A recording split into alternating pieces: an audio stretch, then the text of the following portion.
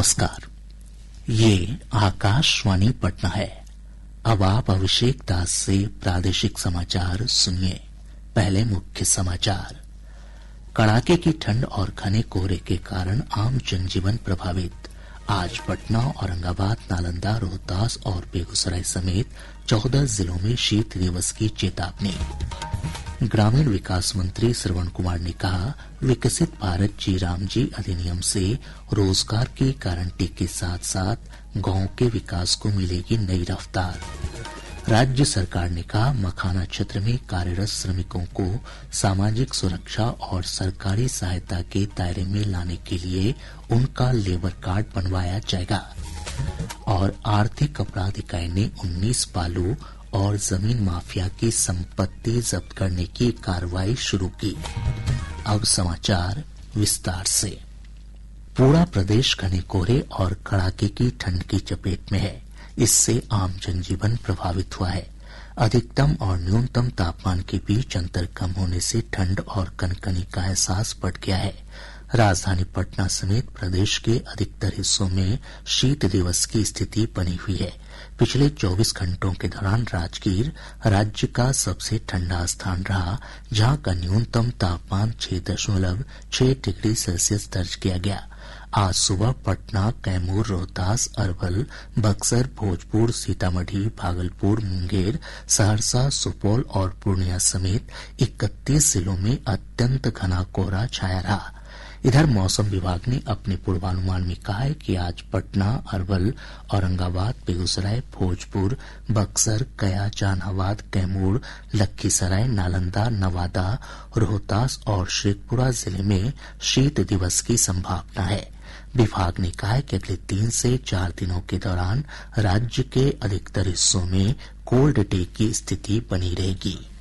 23 दिसंबर 2025 राज्य के उत्तर पश्चिमी एवं उत्तर मध्य भागों के कुछ स्थानों में घना कोहरा एवं शीत दिवस जैसी स्थिति होने की संभावना है। राज्य के दक्षिण पश्चिम एवं दक्षिण मध्य भाग के कुछ स्थानों में शीत दिवस जैसी स्थिति होने की संभावना है। अगले 2 से 3 दिनों के दौरान राज्य के अनेक स्थानों के अधिकतम तापमान में 1 से 4 डिग्री सेल्सियस की वृद्धि होने की संभावना है। इधर घने कोहरे के कारण दृश्यता का स्तर कम होने से रेल, सड़क और हवाई यातायात प्रभावित हुआ है। ग्रामीण विकास मंत्री श्रवण कुमार ने कहा है कि विकसित भारत जी राम जी अधिनियम से अब ग्रामीण परिवारों को 100 दिनों की जगह 125 दिनों के रोजगार की गारंटी मिलेगी। श्री कुमार ने कहा कि इस योजना से गांव के विकास को नई रफ्तार मिलेगी। इसमें खासियत ये है कि पहले 100 दिन साल में काम देने की बात कही गई थी मनरेगा में। इसमें 125 दिन काम मजदूरों को सिंचाई की सुविधा पर ज्यादा तवज्जो दी गई है, गांव के विकास पर ज्यादा तवज्जो दी गई है और एक जो कार्य योजना बनेगी वो ग्राम पंचायत के लेवल पर बनेगी और क्या क्या आवश्यकता है, आवश्यकता को ध्यान में रख के ये योजना बनाई जाएगी। और रोजगार का भी सृजन कैसे हो सकता है बड़े पैमाने पर ग्राम पंचायत में, इसका विशेष ध्यान इसमें रखा गया। राज्य सरकार ने कहा है कि मखाना क्षेत्र में कार्यरत श्रमिकों को सामाजिक सुरक्षा और सरकारी सहायता के दायरे में लाने के लिए उनका लेबर कार्ड बनवाया जाएगा। पटना में राष्ट्रीय मखाना समृद्धि मंथन में इस आशय का फैसला किया गया।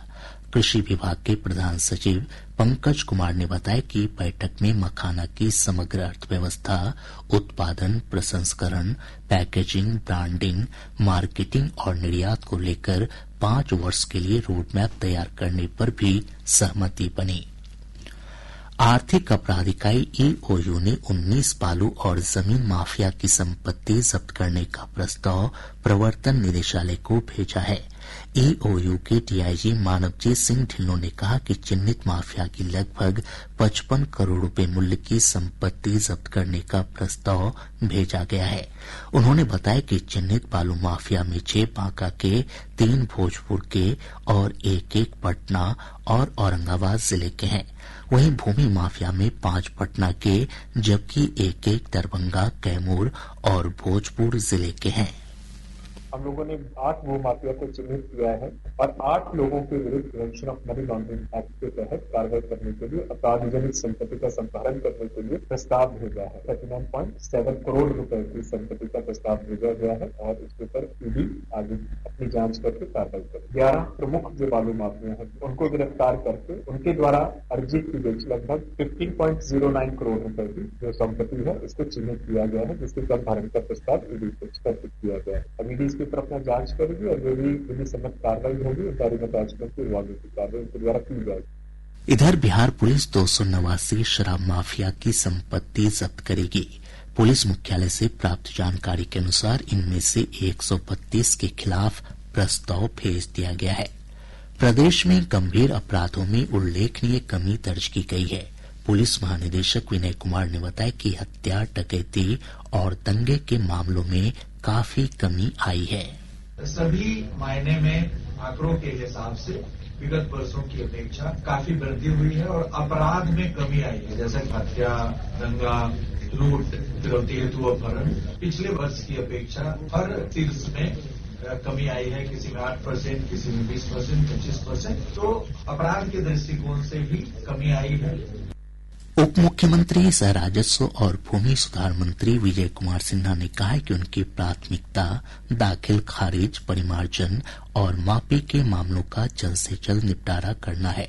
मुजफ्फरपुर में आयोजित जन कल्याण संवाद को संबोधित करते हुए उन्होंने बताया कि मामलों के त्वरित निष्पादन के लिए दिसंबर महीने में सभी अंचलाधिकारियों और राजस्व कर्मचारियों की छुट्टी रद्द कर दी गई है। हमने 3 समस्याओं को वरीयता दी है अभी, दाखिल खारिज, परिमार्जन, माफी और उसके बाद अतिक्रमण और जालसाजी। तो ये हमारे नजर में है। हमने सभी अंचलाधिकारी और राजस्व कर्मचारियों को दिसंबर महीने की छुट्टी रद्द कर दी है। इसको प्राथमिकता में करने के लिए हमारे कर्मचारी अब अपने पंचायत भवन में बैठेंगे और वहाँ पर दिन भर रहेंगे। उनका मॉनिटरिंग मुख्यालय से वीडियो कॉन्फ्रेंसिंग के माध्यम से सुबह, दोपहर, शाम होगा कि पंचायत भवन में वो है या नहीं है। उप मुख्यमंत्री ने बताया कि भूमि विवाद से जुड़े मामलों के तत्काल और पारदर्शी समाधान के लिए राजस्व कर्मचारियों को जीपीएस लगी मोटरसाइकिल दी जाएगी। भारतीय जनता पार्टी के राष्ट्रीय कार्यकारी अध्यक्ष नितिन नवीन आज पटना आ रहे हैं। पार्टी के प्रदेश अध्यक्ष दिलीप जायसवाल ने बताया कि मिलर हाई स्कूल मैदान में श्री नवीन का नागरिक अभिनंदन किया जाएगा।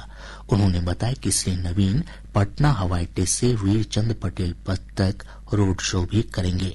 कार्यक्रम में कई केंद्रीय मंत्री, पार्टी के वरिष्ठ पदाधिकारी, सांसद और विधायक समेत कई वरिष्ठ नेता शामिल होंगे। सभी कार्यकर्ता पल के बिछाए उनका इंतजार कर रहे हैं और बिहार के लिए इससे बड़ा कोई सौभाग्यशाली बात नहीं हो सकता है कि इस बिहार के धरती के लाल, बिहार के धरती का बेटा जो है इतने बड़े दुनिया के सबसे बड़े राजनीतिक दल के कार्यकारी अध्यक्ष बने हैं। हम सभी उनका जश्न के माहौल में इंतजार कर रहे हैं। इधर पटना जिला प्रशासन ने रोड शो को देखते हुए यातायात व्यवस्था में परिवर्तन किया है। प्रादेशिक समाचार आप आकाशवाणी पटना से सुन रहे हैं।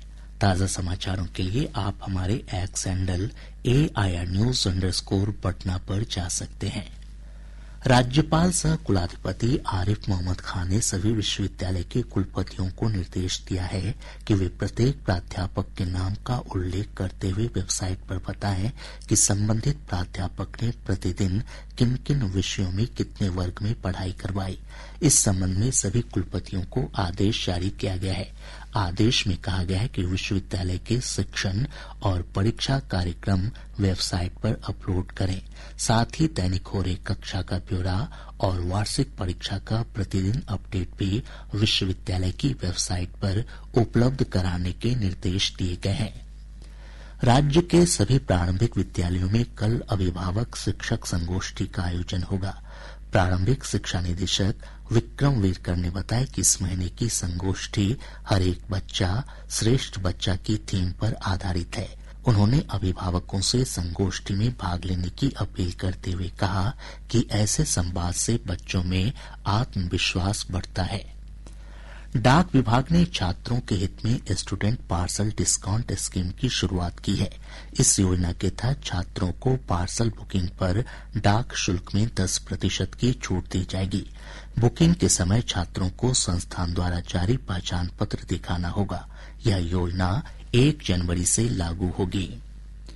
बिहार पुलिस अवर सेवा आयोग ने दारोगा के 1799 पदों पर बहाली के लिए आयोजित होने वाली प्रारंभिक परीक्षा कार्यक्रम जारी कर दिया है।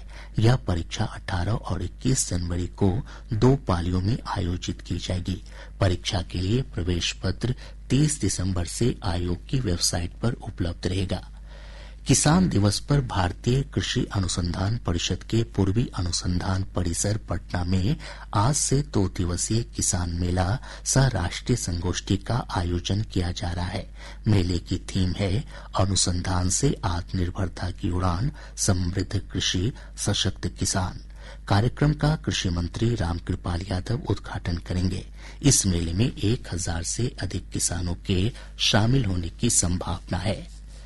प्रदेश के सभी जिलों में आदर्श गौशाला की स्थापना होगी। डेयरी, मत्स्य और पशु संसाधन विभाग की सचिव एन विजयलक्ष्मी ने बताया कि विभाग की हुई उच्च स्तरीय बैठक में ये फैसला किया गया।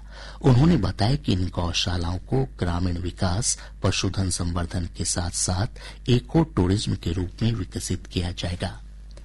उद्योग मंत्री दिलीप जायसवाल ने कहा कि पटना स्थित उद्यमिता विकास संस्थान को सेंटर ऑफ एक्सीलेंस के रूप में विकसित किया जाएगा। विभागीय समीक्षा बैठक के दौरान श्री जायसवाल ने कहा कि संस्थान में नवाचार को बढ़ावा दिया जाएगा, साथ ही कई प्रशिक्षण कार्यक्रमों की शुरुआत की जाएगी।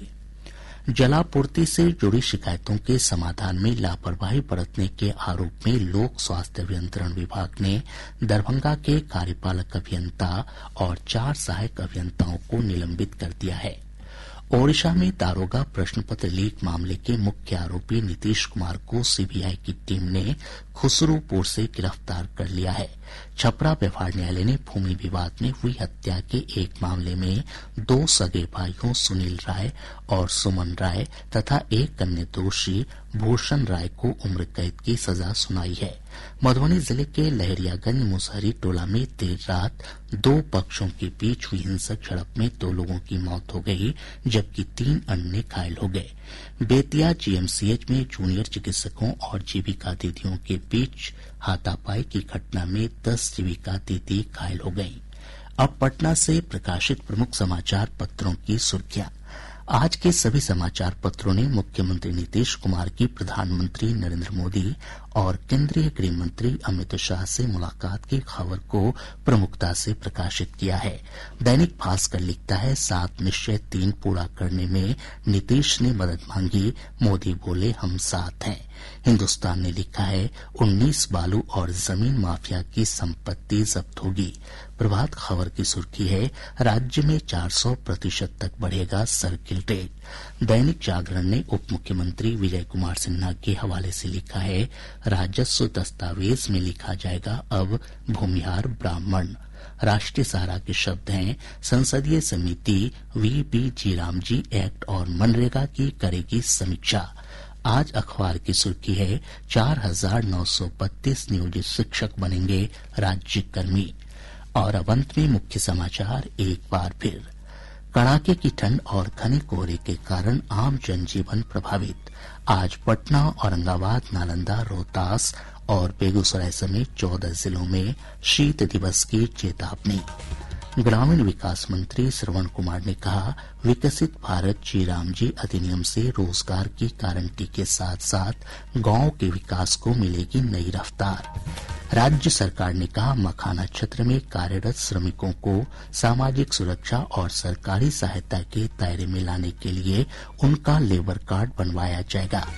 और आर्थिक अपराध इकाई ने 19 बालू और जमीन माफिया की संपत्ति जब्त करने की कार्रवाई शुरू की।